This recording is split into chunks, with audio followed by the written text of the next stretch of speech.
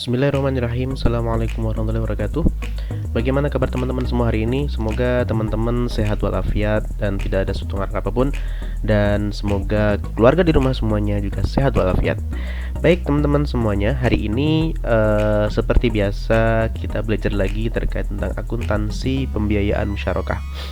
Jadi kemarin kita udah bahas ya terkait akuntansi pembiayaan mudharabah. Jadi cukup panjang dan teman-teman juga sudah ada latihannya dan semuanya alhamdulillah bisa mengerjakan dengan baik. Dan hari ini kita akan membahas bab baru ya tentang akuntansi pembiayaan musyarakah. Pastinya ini mungkin agak sedikit lebih berat karena memang banyak hal yang didiskusikan. Tapi jangan khawatir, sekarang kita akan belajar bersama-sama dan kita akan diskusi bersama-sama tentang akuntansi pembiayaan musyarakah. Dan jangan lupa selama mengamati video ini dan kemudian melihat video ini, pastikan teman-teman juga membawa buku yang telah kalian miliki, yaitu miliknya Pak Rizal Yahya dan kawan-kawan. Semoga dengan adanya video ini juga menambah pendalaman materi terkait akuntansi pembiayaan musyarakah bagian pertama. Terus kemudian perlu saya sampaikan lagi bahwasanya materi yang saya sampaikan ini pada prinsipnya semuanya sudah sama atau pada prinsipnya disadur dari beberapa referensi-referensi yang lain. Artinya gak hanya cuma dari materi saya, tapi juga ada materi lain. Contoh misalkan materi ini juga pada prinsipnya sama seperti materi yang di dalam buku Pak Rizal ya, jadi intinya hampir sama karena memang pada prinsipnya materi-materi beliau memang pada biasa digunakan untuk mengajar dalam akuntansi pembiayaan musyarakah. Baik, kita akan mencoba untuk pelan-pelan memahami tentang akuntansi pembiayaan musyarakah. Baik, yang pertama kita akan membahas dulu tentang definisi daripada pembiayaan musyarakah. Jadi silahkan nanti buka bukunya. Dan selama buka buku nanti kalian silahkan kalau ada yang ditanyakan bisa langsung WA saya atau nanti bisa tulis di kolom komen. Pastinya harusnya seperti itu. Saya berharap teman-teman semuanya bisa lebih aktif lagi dalam bertanya kalau tidak paham. Baik, yang pertama kita akan membahas tentang definisi terlebih dahulu. Definisi daripada akuntansi pembiayaan musyarakah. Adapun definisi ini pun sama seperti yang dalam buku-buku yang telah saya sampaikan tadi ya. Jadi definisinya sangat panjang, tapi intinya adalah kerjasama antara dua belah pihak dan masing-masing daripada kedua belah pihak tersebut itu memberikan kontribusi dana. Intinya seperti itu. Dan kalau misalkan kita melihat dari definisi daripada PSAK 106 ya, 106 itu membahas tentang masalah akuntansi musyarakah, itu kita akan membahas tentang bagaimana caranya mencatat kerjasama antara dua orang ya, atau bahkan bisa lebih ya, yaitu dimana dua-duanya saling memberikan kontribusi baik dana maupun tenaga. Jadi pada prinsipnya memang PSAK 106 ini membahas hal tersebut. Makanya redaksi yang digunakan itu pun seperti ini: akad kerjasama antara dua belah pihak atau lebih untuk usaha tertentu dengan kondisi masing-masing pihak memberikan kontribusi dana dengan ketentuan bahwa keuntungan dibagi berdasarkan kesepakatan sedangkan kerugian berdasarkan kontribusi dana. Jadi jelas sekali kalimatnya sebenarnya sih gitu kan. Tapi intinya memang untuk akad musyarakah ini memang sedikit berbeda dan pastinya ada tantangannya sih sebenarnya. Serunya di situ. Dan resikonya pun juga cukup tinggi gitu kan. Karena dimana kedua belah pihak itu sama-sama memberikan kontribusi dana dan apabila terjadi keuntungan maka dibagi sesuai dengan kesepakatan ya. Kalau kontribusinya sedikit, masa mau minta keuntungan besar juga kan nggak mungkin. Tetapi pada saat terjadi kerugian itu ya based on ini kontribusi dana mereka gitu. Jadi itulah tantangan dan serunya pada saat kita memahami dan bahkan nantinya kalau kalian praktek di dalam akad musyarakah. Baik, itu untuk definisi dari PSAK 106. Terus sekarang kita membahas dari beberapa jenis-jenis daripada akad musyarakah. Jadi bukan jenis-jenis sih, lebih cenderung kepada kategori-kategori. Jadi ada beberapa kategori-kategori musyarakah yang dikerjasamakan.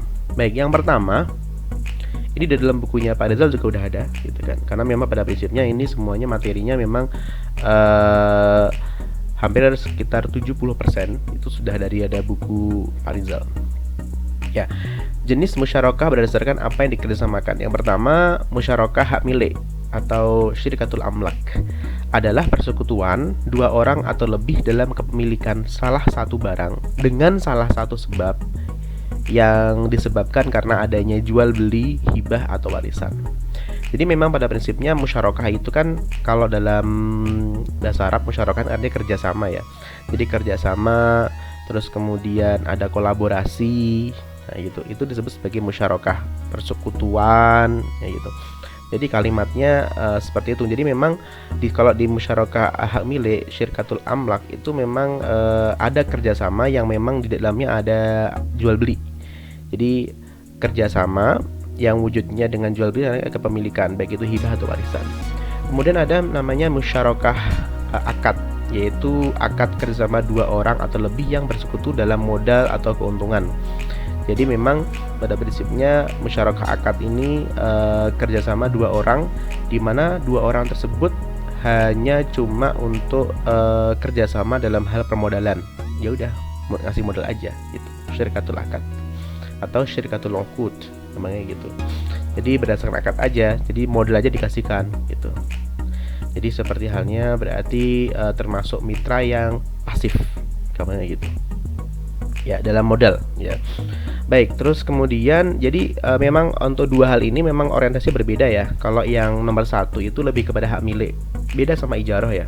Jadi kalau ini memang kerjasama yang memang menimbulkan adanya kepemilikan ya. Terus musyarakah syirkatul uqud, kemudian ini hanya cuma berfokus pada modal. Jadi kerjasama hanya cuma modal aja gitu kan. Kenapa disebut sebagai pasif? Ya karena dia nggak ikut kontrol gitu. Itulah bedanya yang nanti akan saya jelaskan apa bedanya mitra aktif atau mitra aktif pasif ya. Baik, itu dua hal. Jadi itu adalah jenis musyarakah berdasarkan apa yang dikerjasamakan. Kemudian yang ketiga itu ada kategori-kategori musyarakah berdasarkan perbedaan peran dan tanggung jawab. Kalau tadi kan berdasarkan kerjasama, sekarang berdasarkan perannya. Baik, yang pertama adalah syirkatul abdan, ya adalah kebentuk kerjasama antara dua pihak atau lebih dari kalangan para pekerja atau profesional, di mana mereka sepakat untuk bekerja sama mengerjakan suatu pekerjaan dan berbagi penghasilan yang diterima. Mungkin kalau saat ini kayak apa ya, Halodoc kali ya, tahu nggak sih kalian aplikasi Halodoc? Itu bisa jadi karena mungkin ya kerjasama syirkatul abdan, dimana memang itu profesional atau mungkin apa ya, kayak selain Halodoc itu apalagi ya, yang mungkin profesi-profesi yang lain yang bisa menjadi satu, yang mana memang mereka bersepakat untuk kerjasama mengerjakan suatu pekerjaan dan akhirnya penghasilannya dapat diterima bersama-sama. Bisa jadi kayak gitu. Tapi Halodoc juga ada yang gratis kok. Jadi ada beberapa kategori yang gratis, ada yang bayar sih sebenarnya. Oke, itu contoh ya. Contoh memang profesional. Itu namanya syirkatul abdan. Jadi kalangan pekerja atau profesional. Terus kemudian ada lagi namanya syirkatul wujuh, teman-teman. Jadi syirkatul wujuh itu adalah kerjasama antara dua pihak, di mana masing-masing pihak sama sekali tidak menyertakan modal. Ya, jadi hanya cuma tenaga aja yang mereka berikan, gitu kan. Jadi kerjasama, ya udah, aku nggak punya apa-apa tapi aku punya tenaga. Nah, itu namanya syirkatul wujuh, gitu kan. Di mana masing-masing memang pihak sama sekali tidak menyertakan modal. Jadi cuma ya tenaga, pemikiran dan sebagainya.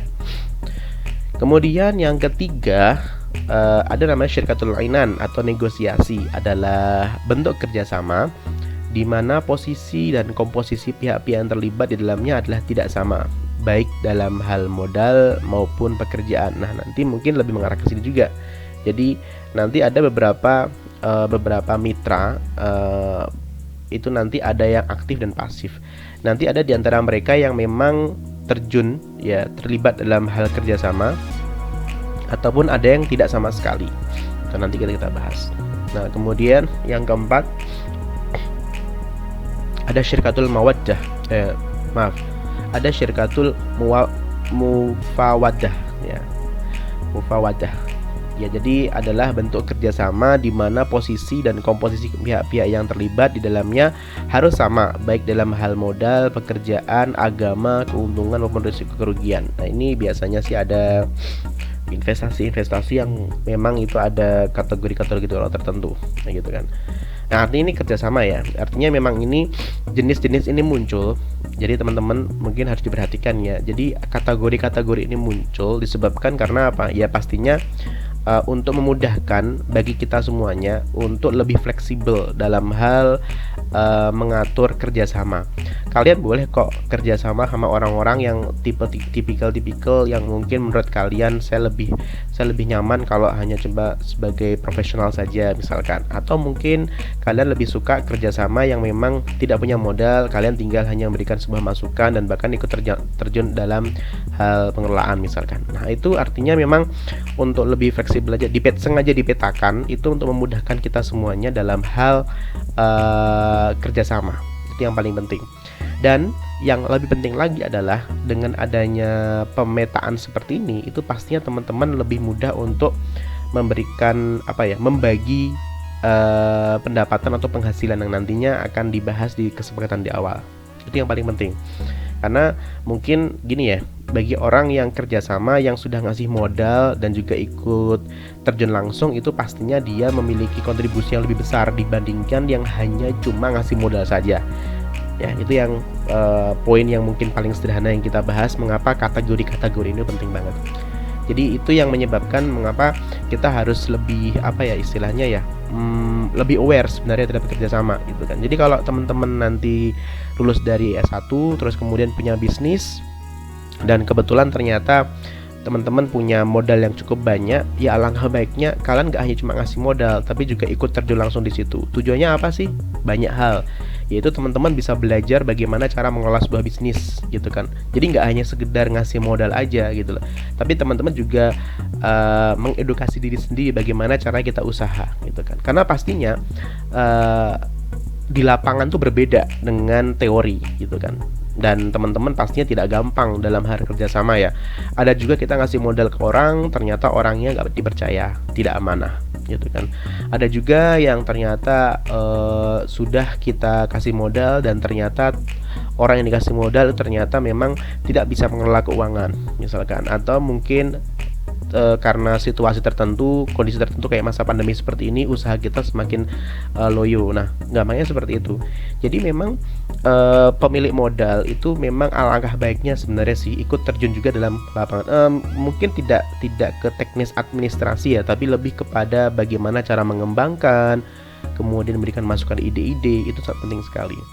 Banyak sekali orang yang ngasih modal itu ngasih tuntutan banyak kepada pengelola modal, itu berbahaya. Karena apa? Pengelola modal itu dia langsung berhadapan dengan masalah ya, dan pemilik modal itu biasanya dengan mungkin ada juga ya pemilik modal yang aware gitu, tapi ada juga pemilik modal yang tidak aware, sehingga dia hanya udah saya kasih uang aja yang penting jalan gitu. Ya nggak bisa gitu kan.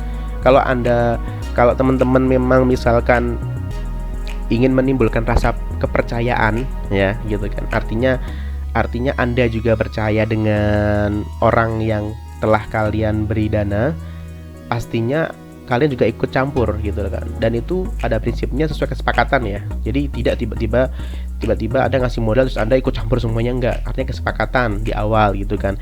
Ini saya kasih modal tapi saya nanti ikut andil ya dalam hal apapun gini, mau enggak gitu.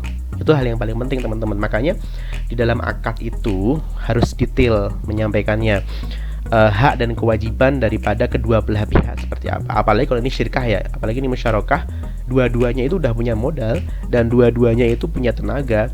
Jadi kita membuat sebuah kayak usaha baru, gampangnya seperti itu. Tapi karena ini dari point of view bank syariah, berarti di sini bank syariah juga punya kontribusi terhadap usaha itu, dan kalian pun juga punya kontribusi sebagai pemilik usaha dalam hal usaha baru itu. Nah, itulah yang menyebabkan banyak kategori-kategori seperti ini. Oke, sekali lagi kalau ada pertanyaan silahkan nanti tanya di WA atau langsung kolom di komentar di YouTube. Oke, selanjutnya kita bahas setelah jenis musyarakah berdasarkan perbedaan peran dan tanggung jawab, kita akan masuk ke yang selanjutnya, yaitu jenis musyarakah berdasarkan perubahan porsi dana para mitra. Ada dua yang menjadi perbedaan. Yang pertama adalah musyarakah permanen, yaitu musyarakah dengan ketentuan bagian dana setiap mitra bersifat tetap hingga akhir masa akad. Jadi bagiannya untuk porsi dana yang diberikan itu semuanya sama, ya, semuanya sama. Jadi sampai awal hingga akhir itu sama. Kemudian kalau musyarakah menurun atau bisa disebut sebagai musyarakah mutanaqishah, yaitu musyarakah dengan ketentuan bagian dana salah satu mitra akan dialihkan bertahap kepada mitra lainnya. Jadi ada pihak ketiga, sehingga bagian dananya akan menurun dan pada akhirnya masa akad mitra lain tersebut akan menjadi milik penuh usaha itu. Jadi ini kalau yang nomor satu itu lebih kepada musyarakah di antara kedua belah pihak, tidak ada pihak ketiga atau pihak lain. Kan ada juga kan biasanya kita ngasih modal itu kepada pihak lain gitu kan, yang ngelola pihak lain, itu nanti masuk ke musyarakah mutanaqishah. Kalau yang musyarakah permanen, yaitu musyarakah dengan ketentuan bagian dana setiap mitra bersifat tetap hingga akhir masa akad. Jadi ya segitu-gitu aja. Kalau misalkan 30 ya 30% aja, 70% aja. Gampangnya seperti itu. Jadi ada 3 jenis tadi ya, terkait 3 kategori terkait akad musyarakah. Sekarang kita bahas tentang rukun-rukun ya, transaksi musyarakah. Ini mungkin suatu hal yang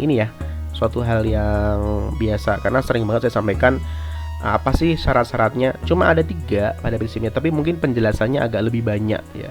Jadi rukun transaksi cuma ada 3, yaitu ada transaktornya, ada yang bertransaksi, baik itu mitra 1, mitra 2, redaksinya mitra ya, bukan nasabah ya pada prinsipnya. Jadi kalau memang di perbankan memang kategorinya nasabah sih, tapi kalau dalam kategori musyarakah memang di sini kita melisankannya dengan cara mitra gitu. Karena memang statusnya walaupun nasabah tetap itu sebagai mitra sebenarnya, mitra. Oke, jadi ada 2 pihak transaktor, kemudian yang kedua adalah objek musyarakah, dan yang ketiga adalah ijab qabul. Sederhana kan? Cuma ada 3. Tapi mungkin penjelasan turunannya agak-agak banyak gitu. Jadi nanti ada 2 pihak transaktor, itu baik antara dari pihak bank syariah maupun dari nasabah. Bank syariah itu mitra 1, nasabah itu mitra 2. Dimana memang di sini kalau kita ngomongin rukun-rukunnya, berarti memang setiap mitra baik bank syariah maupun nasabah itu harus menyediakan dana dan pekerjaan, dan setiap mitra melaksanakan kerja sebagai wakil. Jadi memang saya lagi flu. Jadi memang pada prinsipnya kedua mitra itu harus benar-benar menyediakan dana gitu kan. Terus kemudian setiap mitra itu harus mewakili hak untuk mengatur aset musyarakah dalam proses bisnis normal. Jadi memang pada prinsipnya pihak bank syariah maupun nasabah sebagai mitra 1 dan mitra 2 itu pastinya juga harus punya hak untuk mengatur aset musyarakah. Aset itu berarti ya usaha yang didirikan bersama-sama itu gitu. Kemudian setiap mitra juga memiliki kewenangan untuk kepada pihak mitra lain untuk mengelola aset, dan masing-masing dianggap sebagai bentuk kewenangan yang dilakukan sebagai aktivitas musyarakah. Jadi baik itu mitra 1 maupun mitra 2 itu pada prinsipnya juga punya hak untuk mengelola usaha tersebut ya, dan punya kewenangan untuk melakukan aktivitas musyarakah. Terusnya loh ya. Jadi memang akad musyarakah ini apa ya, istilahnya dia itu untungnya juga gede, resiko juga gede gitu kan. Walaupun memang ada banyak faktor sih yang mungkin orang menganggap bahwasanya musyarakah mungkin agak ribet kali ya, tapi pada prinsipnya dengan akad musyarakah ini tuh sebenarnya tuh kayak kita bikin usaha baru, terus kemudian ada challenge untuk mencoba gitu loh. Jadi tahu nggak sih? Jadi teman-teman kalau misalkan kalian punya modal, sudah ada modal, cuma perlu tambahan modal, terus kerjasama sama orang yang udah punya modal, dia juga kerjasama, itu asik sebenarnya sih. Artinya kita menambah mitra baru, menambah kerjasama baru, terus kemudian kita berkontak dengan orang-orang yang baru juga, kan lebih seru sebenarnya sih. Kita menghadapi masalah bareng, berarti kita belajar bareng gitu kan. Dan kalau kita hanya cuma belajar dari masalah-masalah yang itu aja, itu tidak membuat kita semakin semakin survive dalam menghadapi masalah, tapi malah kita semakin ya terpuruk dalam masalah yang sama gitu kan. Nah, kecuali kalau masalah itu baru ya. Tapi setiap kali kita menghadapi masalah dalam berbisnis itu kalau bisa kita hadapi dengan tadi saya bilang benar-benar dewasa dan kemudian belajar banyak gitu kan. Kenapa saya bilang seperti itu? Karena memang dulu saya pernah cerita mungkin ya dulu. Jadi kalau dulu saya pernah punya bisnis laundry dan ternyata saya kerjasama dengan teman-teman. Jadi waktu itu saya masih kuliah di Solo dan kemudian kita berdua dapat dana dari Dipa Koperti Sulaya 6 senilai 25 juta.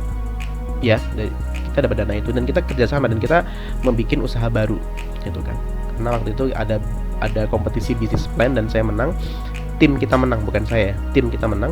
Dan kemudian akhirnya kita udah beli mesin cuci, terus kita sudah beli kontrakan, udah sewa rumah, terus kemudian sudah beli hanger dan sebagainya, terus setelikaan, deterjen, terus kemudian pewangi, terus kemudian plastik, kemudian komputer, banyak semuanya sudah lah gitu kan, komputer untuk sebuah sistem. Jadi kita juga, jadi laundry kita waktu itu memang berharapnya dengan menggunakan sistem informasi akuntansi yang cukup lumayan sederhana tapi applicable gitu kan. Dan ternyata di dalam perjalanan kita ada crash nih sesama tim kita gitu kan. Akhirnya saya mundur, saya keluar, ya sudah, akhirnya yang lain pun keluar juga gitu kan. Karena memang pada prinsipnya memang yang namanya mitra 1, mitra 2, orang 1, orang 2 itu memang harus punya mindset yang sama gitu kan. Makanya dari kegagalan itu saya share ke kalian teman-teman. Makanya kalau kalian kerja sama seseorang, walaupun kalian udah punya modal sebagainya, tetap kalian harus memperhatikan aspek-aspek yang mungkin tidak tertuang dalam akad. Misalkan aspek psikologis, kemudian aspek komunikasi, bagaimana cara komunikasi dengan mitra teman-teman, itu sangat penting sekali.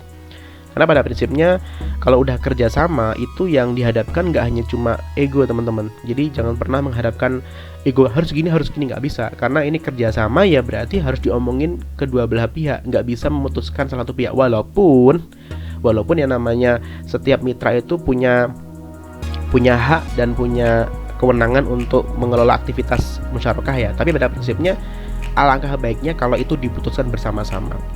Ya mungkin ada sih beberapa bagian yang mungkin tidak perlu didiskusikan ya. Tetapi memang hal-hal penting seperti halnya kalau kita ada pengeluaran yang besar nih, oke ini ada pengeluaran 10 juta nih, gimana, oke enggak gitu kan. Misalkan untuk membeli aset yang sekiranya asetnya cukup besar harganya, kita diskusikan ya gitu kan. Jangan sampai kita punya hak, mentang-mentang kita punya hak, terus mitra yang satu tidak dikasih tahu, itu jangan sampai gitu kan. Karena itu sangat berbahaya sekali. Tidak semua orang yang kerjasama dengan kita itu memiliki etikat yang baik ya, dan tidak semua orang yang kerjasama sama kita itu memiliki pemikiran yang sama seperti kita. Itu nggak bisa seperti itu. Makanya yang namanya mitra 1 dan mitra 2 itu memang pada prinsipnya memang harus sama-sama ya mengatur, sama-sama mengerti dan sama-sama punya hak, tapi juga tidak berarti egois dalam hal mengambil keputusan. Itu yang paling penting. Makanya dalam PSAK 106 itu dijelaskan bahwasanya setiap mitra tidak diizinkan untuk mencairkan atau menginvestasikan dana untuk kepentingan sendiri. Jadi kayak privé gitu. Jadi privé gitu nggak boleh. Karena ini masyarakat kan. Jadi privé itu kan untuk pengeluaran pribadi ya. Ya jadi itu tidak diperbolehkan gitu kan. Makanya teman-teman, karena ini modal bersama, bukan modalnya kamu saja gitu, Anda dan semua itu nggak bisa gitu kan. Karena ini kerjasama berarti ya modalnya bersama. So kalau terjadi pengeluaran ya sudah diomongin, apalagi pengeluaran yang besar-besar. Tapi kalau hanya cuma untuk beli materai ya nggak usah gitu kan. Kalau hanya cuma beli peralatan ATK ya nggak usah. Tapi kalau yang besar-besar yang memang itu harus disampaikan bersama-sama gitu ya. Itu penting banget. Itu suatu hal yang mungkin sederhana ya, dalam akad tidak dijelaskan ya, tapi pada prinsipnya memang teman-teman harus paham itu pada saat Anda bekerja sama dengan mitra Anda tuh nggak hanya cuma bank ya, bisa jadi bank, bisa jadi orang selain bank. Oke, terus kemudian yang kedua adalah objek musyarakah. Di sini ada modal, terus ada pekerjaan, ada keuntungan dan kerugian. Jadi kalau modal jadi berarti adalah modal yang diberikan itu dalam bentuk bisa banyak hal, bisa uang, terus kemudian modal juga terdiri bisa aset perdagangan atau aset-aset barang, properti dan sebagainya. Jadi kerjasama yang diberikan itu nggak hanya cuma aset, bisa juga tidak hanya kas, tetapi juga bisa non kas. Paham nggak? Jadi modal yang dikerjasamakan, modal misalkan nih ya, misalkan saya pengen buka bisnis dengan seseorang atau mungkin pihak bank, karena kita diskusi dari pihak bank ya. Saya sebagai mitra 2 dan pihak bank sebagai mitra 1. Dan kebetulan saya udah ada modal nih, modal saya tapi bentuknya adalah non kas, yaitu bentuknya aset. Bisa nggak? Bisa gitu kan. Nanti pihak bank akan ngasih modal berapa untuk usaha itu gitu kan. Tapi modalnya ya cuma persentase ya. Contoh misalkan dari saya 30% dalam bentuk non kas, 70% bentuknya adalah kas. Misalkan seperti itu. Itu diperbolehkan, enggak apa-apa. Tapi yang penting dua-duanya sepakat gitu kan. Akadnya dalam kategori adalah akad musyarakah gitu, kerjasama gitu kan. Dan nanti muncul namanya ada mitra aktif sama mitra pasif. Ini seperti apa kita lihat ya. Terus kemudian jika modal berbentuk aset harus lebih dahulu dinilai dengan tunai dan disepakati oleh para mitra. Nah, jadi misalkan saya non kas, maka itu harus disetarakan dulu. Ya, dinilai seberapa jumlahnya, berapa, dinilai berapa asetnya tersebut dan harus senilai apa enggak. Kalau ternyata kurang ya tidak bisa. Jadi memang harus senilai. Namanya juga kerjasama ya, harus senilai dan memang harus sesuai dengan porsi yang diberikan. Terus kemudian ada kerja. Di sini lebih cenderung kepada partisipasi oleh para mitra dalam pekerjaan, merupakan dasar pelaksanaan musyarakah. Jadi memang pekerjaan apa dan bagaimana jenisnya itu juga harus jelas, gitu kan. Jadi seorang mitra boleh kok melaksanakan kerja lebih banyak dari mitra yang lainnya, dan dalam hal ini ia boleh menuntut bagian keuntungan tambahan bagi dirinya. Makanya nanti muncul ada mitra aktif sama mitra pasif. Ya, jadi mitra aktif tadi saya bilang bahwa saya memang dia ikut punya modal dan ikut terjun juga dalam pengelolaan, ya. Terus kalau mitra pasif itu lebih cenderung kepada ngasih modal aja sih, tapi nggak ikut terjun langsung. Nah, itu nanti bisa kita lihat seperti apa akuntansinya. Terus kemudian ada keuntungan dan ada kerugian, yang pastinya kalau terjadi keuntungan ya sesuai dengan PSAK 106, kalau terjadi keuntungan maka akan dibagi sesuai dengan porsi. Ya, porsinya itu perhitungannya bukan dari porsi modalnya, tetapi memang porsi risikonya. Artinya kalau modalnya sedikit ya jangan minta bagi hasil atau keuntungan yang banyak gitu kan. Tapi kalau udah ngasih modal banyak berarti untung besar.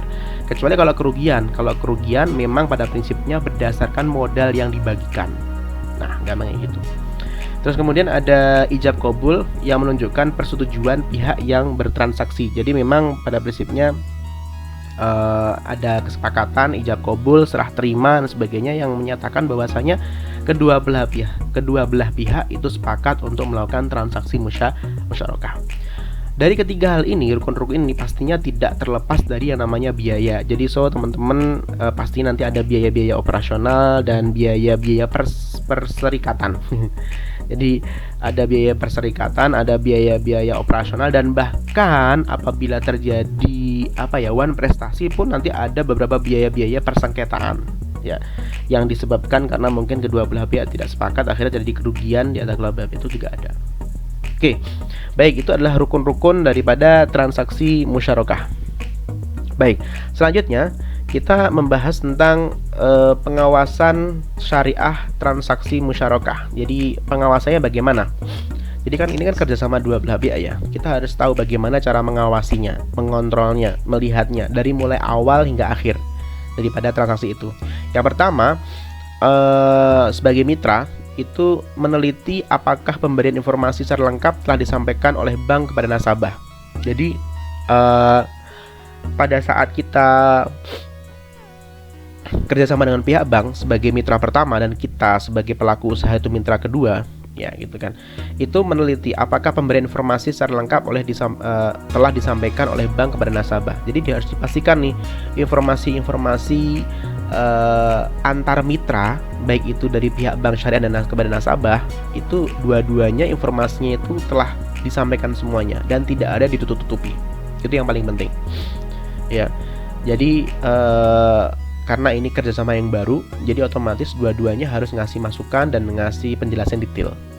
Terus yang kedua, menguji apakah perhitungan bagi hasil telah dilakukan sesuai dengan prinsip syariah.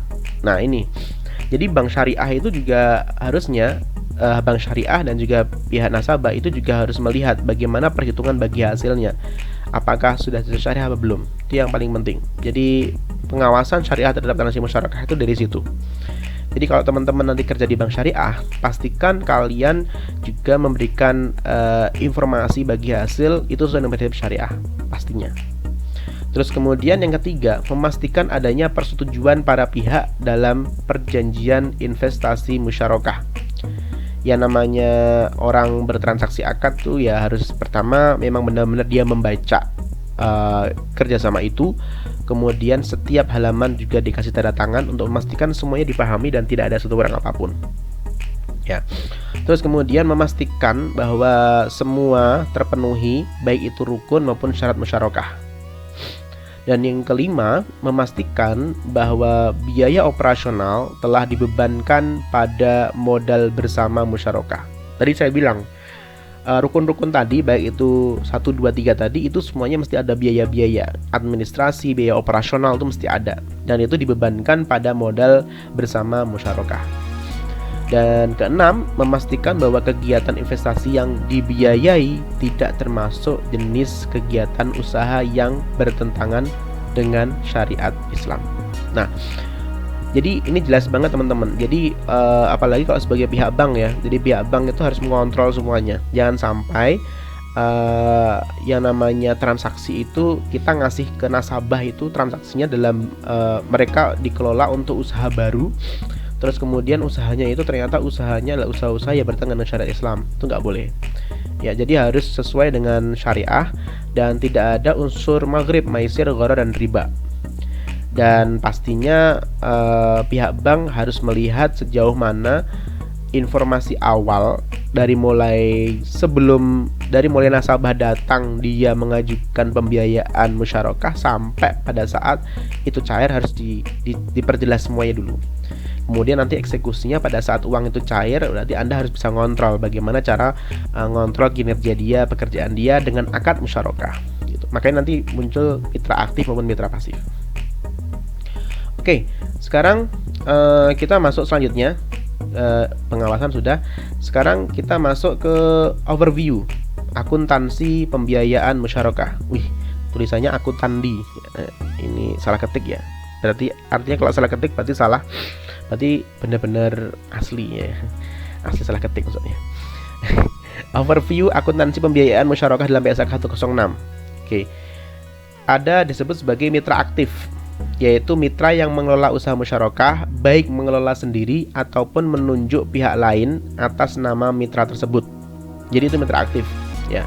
Jadi mitra aktif dia juga intinya gini. Mitra aktif itu dia mitra yang memang dia ngasih modal dan juga ikut ngelola, walaupun nantinya dia nyuruh orang lain mengawasi karena dia sibuk mungkin ya gitu. Itu disebut sebagai mitra aktif.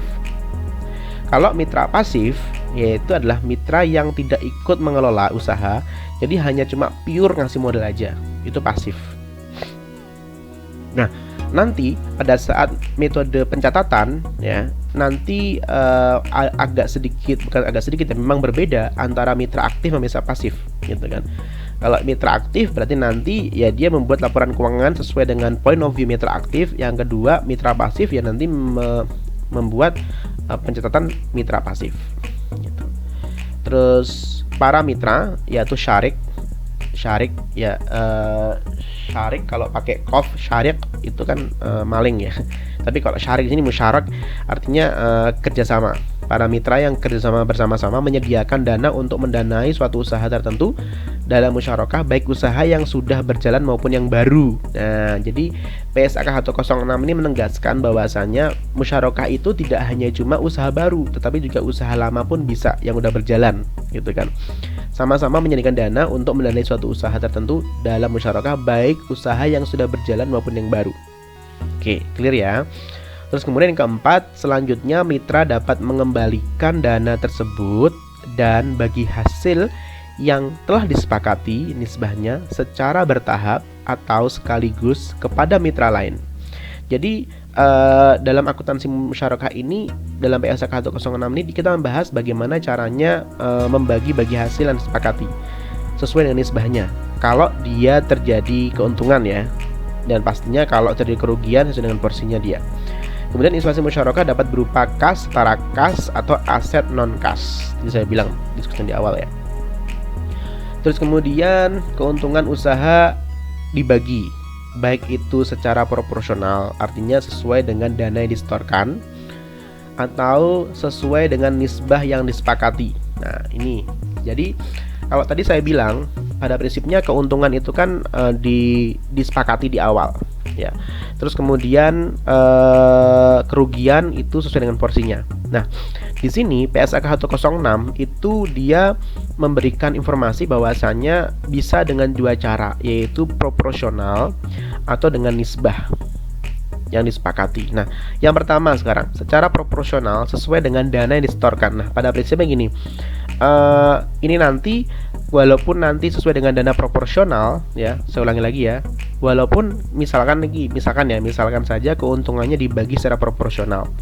Nah, itu nanti masih diturunkan lagi teman-teman, proporsionalnya seperti apa? Karena tadi ada mitra aktif sama mitra pasif. Nggak fair dong yang mitra aktif itu ternyata dapatnya lebih kecil padahal dia lebih misalkan ada mitra aktifnya. Mitra aktif dia ngasih modal cuma 30% misalkan, dan mitra pasifnya cuma modal sudah memberikan 70%. Tetapi di sini yang aktif ini dia udah ngelola, sudah ikut terjun langsung.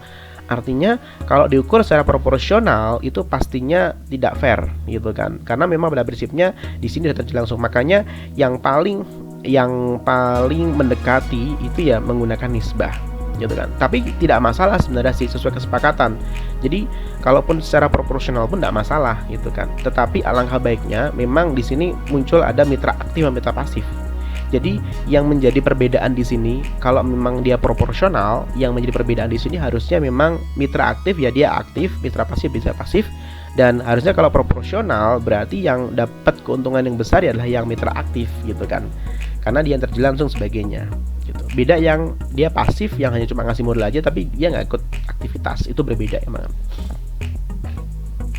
Makanya dalam PSAK 106 itu lebih cenderung kepada contoh-contohnya itu lebih cenderung kepada nisbah yang disepakati oleh para mitra gitu. Terus kemudian rugi dibebankan secara proporsional ya, sesuai dengan dana yang disetorkan. Nah ini jadi kalau yang nomor 7 itu rugi memang dibebankan secara proporsional karena memang dana yang disetorkan tadi. Jadi kalau yang rugi itu tidak melihat dia aktif atau pasif, tapi kalau keuntungan melihat siapa yang aktif dan yang pasif gitu. Ya intinya kalau misalkan kalian kerja sama dan aktif ya kalian dapat untung banyak, tapi kalau enggak ya jangan berharap untung banyak gitu. Yang jelas apa yang disetorkan itu yang menjadi tanggung jawab kalian, namanya gitu gampangannya. Terus kemudian jika salah satu mitra memberikan kontribusi atau value lebih dari mitra lainnya, maka dapat memperoleh keuntungan lebih besar untuk dirinya atau dapat berupa pemberian porsi keuntungan yang lebih daripada mitra lainnya. Nah, gitu. Nah, ini contoh ya. Karena memang kontribusinya lebih besar. Walaupun memang dia ngasih modal sedikit tapi dia ngasih kontribusi besar ya, berarti ya dia termasuk layak untuk mendapatkan keuntungan yang lebih gitu ya. Nah, ini kadang-kadang kita yang mungkin agak gak fair ya. Begitu sih ya, kan gue ngasih modal udah banyak tuh gitu kan, masa gue dapatnya sedikit doang gitu kan. Ya kan lu cuma sebagai mitra pasif bukan mitra aktif gitu kan. Ya kalau misalkan pengen ya udah sama-sama terjun bareng. Nah itulah yang kadang-kadang orang itu nggak mau ribet, maunya ngontrol doang, ibarat kata bos gitu ya.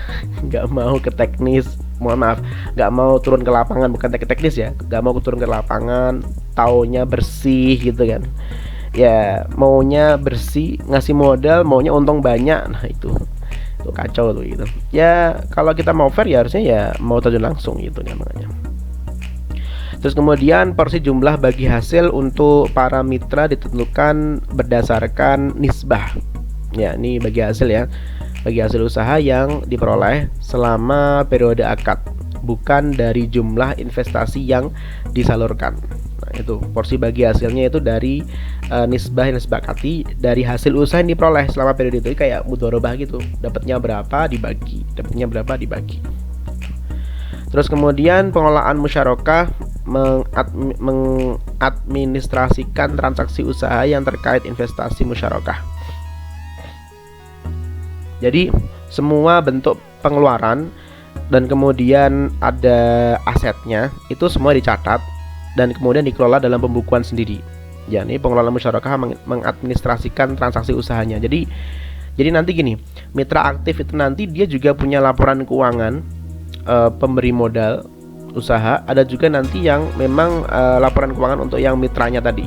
Jadi ada laporan keuangan untuk usaha itu tadi, ada laporan keuangan untuk yang mitranya tadi gitu. Jadi bisa dibilang laporan keuangannya ada berapa?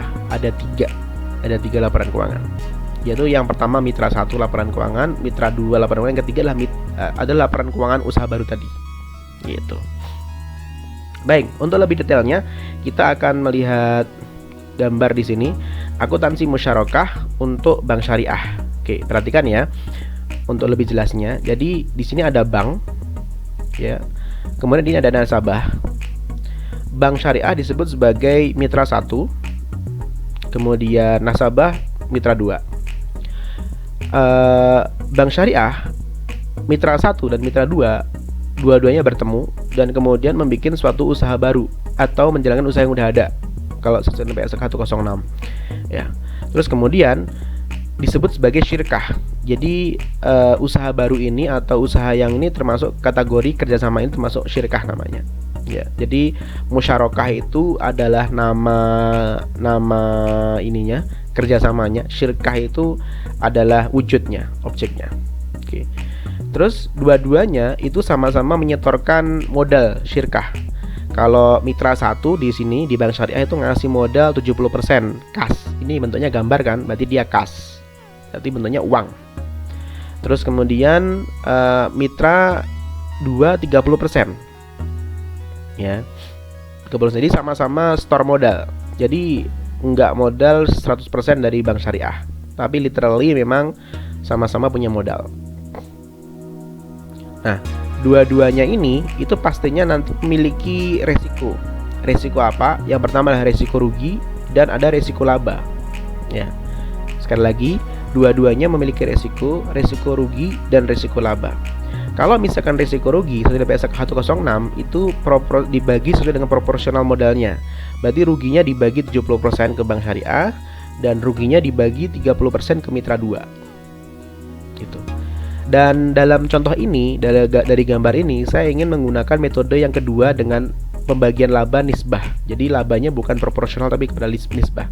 Jadi karena bank syariah di sini sudah ngasih 70%, ya, 70%, maka nisbahnya 80%. Dan kemudian karena di sini labanya syirkahnya 30%, maka nisbahnya 20%. Semuanya 100%. Nah, ini dua-duanya modalnya sama-sama digunakan sebagai bentuk kerjasama ya. Dan perlu kalian ingat, tadi saya sudah sampaikan bahwasannya modal ini tidak harus dalam bentuk kas, tapi juga bisa dalam bentuk non kas. Jadi gambar uang ini yang ada melingkar yang bisa bergerak ini saya sampaikan bahwasannya ini tidak harus bentuknya kas, tapi bisa termasuk aset atau non kas yang nantinya harus dinilai terlebih dahulu berapa nilainya. Oke.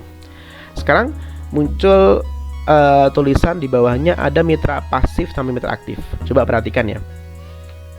Kalau saja nanti disepakatan di awal harus sudah dijelaskan nih. Kalau saja ternyata dari pihak bank dari pihak bank itu hanya cuma ngasih modal aja, itu berarti nanti dia sebagai mitra pasif, teman-teman.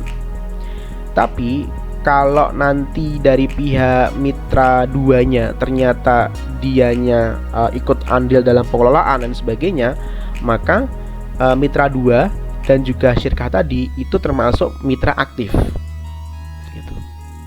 Bisa nggak kalau misalkan bank syariah aktif? Bisa gitu, bisa. Makanya pada saat akad terjadi di awal itu harus disepakati hak dan kewajibannya apa aja. Apakah dari pihak bank syariah itu hanya cuma ngasih modal saja atau ikut partisipasi dalam hal usaha ini. Dan kalau misalkan memang aktif, berarti bisa jadi bank syariah nggak mungkin terjun langsung. Biasanya dia pakai pihak ketiga yang akan ikut kontribusi terhadap syirkah. Jadi nanti dua-duanya aktif gitu kan, sama-sama aktif. Tapi ada juga yang bisa jadi musyarakahnya itu yang aktif itu pihak bank syariah, nasabahnya itu diam-diam aja juga ada gitu kan. Itu ada contohnya beberapa gitu kan. Tapi pada prinsipnya yang saya sampaikan di sini, definisi mitra pasif dan aktif itu ya, mitra pasif ya dia hanya ngasih modal aja gitu kan. Nah, terus bagaimana Pak nisbahnya nanti, keuntungannya? Ya, sekali lagi itu harus disepakati di awal gitu kan. Kalau ternyata mitra satu sebagai bank syariah itu ternyata dia aktif, dia minta bagi hasil yang tinggi, nisbah yang tinggi, itu fair-fair aja gitu kan. Tapi kalau ternyata di sini dia sudah pasif, terus kemudian tidak ada pihak ketiga yang ikut ngontrol, misalkan dia tidak nyuruh orang lain untuk ngontrol, ya berarti nisbahnya jangan 50% dong, harusnya ada sekitar ya 40 boleh lah, atau ya sesuai kesepakatan lah 40, 60 seperti apa. Tapi itu harus fair ya. Jadi memang kalau syirkah ini memang sejak di awal harus benar-benar detail ya, bagaimana cara membagi hak dan kewajibannya. Itu sangat penting banget. Karena kalau tidak, itu nanti menjadi suatu hal yang istilahnya ya, perdebatan. Menjadi hal yang resiko tinggi untuk terjadi yang namanya one prestasi gitu kan. Makanya mitra-mitra ini harus bisa paham nih, di akad di awal terus tentukan siapa yang lebih cenderung aktif dan siapa yang cenderung pasif. Karena ini sebagai faktor penentu juga untuk nisbahnya gitu kan. Itu yang penting banget, karena memang nggak bisa berubah ya nisbahnya ya. Kalau udah di awal sepakati sekian ya sekian, nggak boleh berubah nanti 80-20, besok lagi 70-30, besok lagi 60-40, nggak bisa gitu kan. Jadi memang harus disepakati di awal. Dan sekali lagi kalau rugi memang itu sudah porsinya masing-masing. Jelas ya di sini ya. Jadi teman-teman kapan menjadi mitra pasif, kapan menjadi mitra aktif, ini tergantung dari situasinya. Makanya pada saat akad harus diperjelas hak dan kewajibannya seperti apa. Oke. Selanjutnya sesi terakhir kita akan membahas tentang akuntansi mitra pasif. Ya, jadi nanti ini ada beberapa hal ya, mungkin nanti ini lebih kepada contohnya nanti ya. Nanti kalau saya nggak, sekali lagi akun-akun ini jangan dihafal ya. Pasti nanti ada caranya bagaimana kita memahami akun-akun ini. Jadi ada akuntansi mitra pasif, yaitu akun-akunnya ada investasi musyarakah, keuntungan musyarakah tangguhan, cadangan penyisian kerugian investasi, piutang jatuh tempo pengelola dana. Panjang banget ya, gitu kan. Ya beginilah kalau belajar akuntansi syariah itu, akun-akunnya tuh panjang-panjang, seru-seru. Dan kemudian akun dalam laporan laba rugi seperti ini ya, banyak. Akuntansi mitra aktif pemilik modal. Nah ini aktif pemilik modal ya, ini jadi nanti akuntansinya ada tiga ya, akuntansi mitra pasif dan akuntansi mitra aktif pemilik modal dan akuntansi mitra aktif pengelola modal. Jadi pemilik modal sama pengelola beda. Kalau pemilik modal berarti ya tadi saya bilang pengelola itu ya kalau pemilik modal berarti yang nasabah tadi. Tapi kalau pengelola itu laporan keuangannya syirkah tadi. Jadi laporan keuangan syirkah tadi itu lebih kepada laporan keuangan pengelola. Kalau laporan keuangan mitra aktif pemilik modal itu berarti yang nasabah tadi. Jelas ya? Oke. Terus kalau akuntansi misalkan banknya itu ternyata aktif ya, jadi semuanya aktif semuanya gitu. Kalau ada yang pasif berarti itu yang pasif. Kemudian ini akun-akun laporan laba rugi untuk pemilik modal, investasi musyarakah, selisih penilaian aset musyarakah, akun dalam laba rugi, itu ada keuntungan penyisian aset musyarakah, terus kemudian ada kerugian investasi musyarakah, ada beban musyarakah, beban penyusunan ya, itu salah ketik, ini berarti asli salah tulis. Beban penyusunan penurunan aset musyarakah, kemudian akun mitra aktif pengelola usaha. Jadi ini akun pengelola usaha, artinya akun untuk yang syirkah yang tadi dijalankan atau yang baru tadi itu harus beda gitu kan. Makanya ini panjang sekali sebenarnya. Ya, aset, dan kemudian akun dalam laba ruginya ada beban penyusutan dan hak mitra atas bagi hasil.